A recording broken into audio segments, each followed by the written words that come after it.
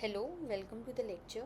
In this lecture, we are going to look at Innovation Adoption Lifecycle. This is a part of UGC NET Commerce. This is even studied in management and in various commerce competitive exams. So, let us begin this Innovation Adoption Lifecycle.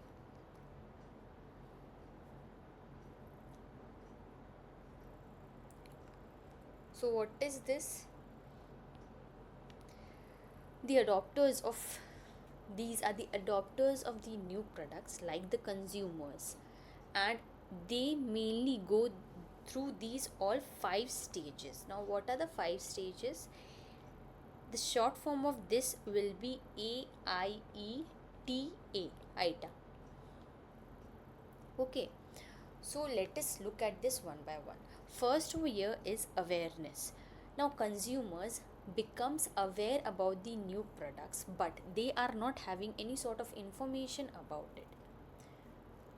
So consumers are having information regarding the product, or they are just having the awareness regarding the product. For example, when Apple was first announced in the year 2007, the iPhone was announced in the year 2007. So people first of all came to know about that. An awareness was created through the news or through the social medias. They have just known about that product. Second step is interest. Consumer is stimulated to seek information regarding the innovation, regarding the new product that has been launched into the marketplace. So second step is interest regarding the product. Now the tech savvy individuals and the Apple fans looked out for more details, more features about the product. They watched the launching videos of the iPhone. They started to read about the tech blogs. They even visited the Apple's website to found new things regarding that product launch or regarding the features of the product. Next step is now they started to evaluate. Consumer considers whether to try that innovative product or to move forward. Even if the price of the product is very high, then what the consumers are going to do? So there is a question in the mind of the consumers whether they have to try that innovative product by looking its all features and all, or whether they have to leave the product. So the consumers weight all the advantages, all the demerits, merits of that product, like the touch screen of the iPhone is functioning well or not, whether it is smooth and seamless or not, what is the internet access, whether that phone is providing 5G access or not, and they even start to compare the cost with regard to the other phones which are available in the marketplace. So regarding the features of the products, the comparison could be done regarding the pricing, regarding the style, camera quality. So all these are the various criteria upon which the comparison could be done of a phone. So the consumers of those phones started to evaluate all these. Next step is trial trial and error method. So some of the consumers, they even visited the Apple stores to try out the iPhone. They even tested the interface of the product, the camera quality of the product, and the various apps, whether they are working in that product well or not. So next step is trial. Last step is adoption phase, when the consumers, after all the comparison, after all the trial and error, they actually want to make full and regular use of that product in their daily lives. They want to adopt that product. So many of the consumers at the year 2007, they decided to buy the iPhone, and they regularly started to use that, and they replaced their old phones. So this is the innovation adoption life cycle. So what is the line over here? Consumers can be grouped according to how quickly they are going to adapt a new product or not. So that is based upon this item model or innovation adoption life cycle. Now let us look at the next slide. This is product adoption process. Very important from our exam point of purpose, because a lot of questions are asked from all these parts. So let us look at this one by one.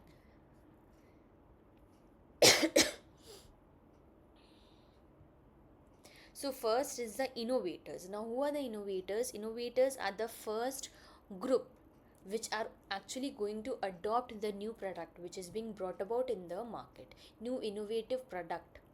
If that is being launched into the marketplace, then innovators are the one who pick the product first. They don't hesitate to take a new step. Next is early adopters. Who are these? These are the opinion leaders who embrace, who take up the new products early on in their early time, often to gain a very competitive edge over the other players in the marketplace. Next is early majority. These are the larger segment of the market that actually adopt the product once it has gained mainstream acceptance, meaning that when that has become a social norm, or we can say when that has been adopted by the whole audience, by the whole consumer place, then they are going to adopt that product. They are not the early adopters, like they are not the leaders of the society. They adopt once the leaders adopt.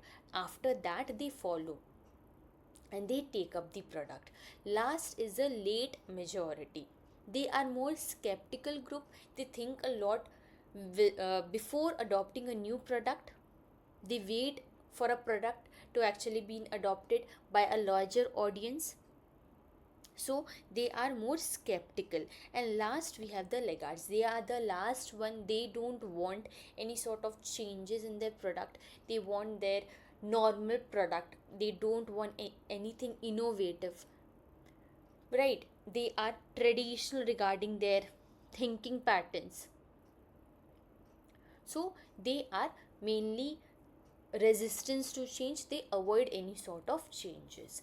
Now there is a basic differentiation of all these innovators, early adopters, all these consumers. So innovators are, they capture around 2.5% of the market space, right?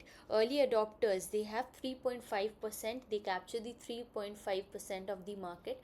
Then early majority and late majority hold 34% each, and laggards are the last, which holds 16% of the market space, right? So we can see this through the adoption curve.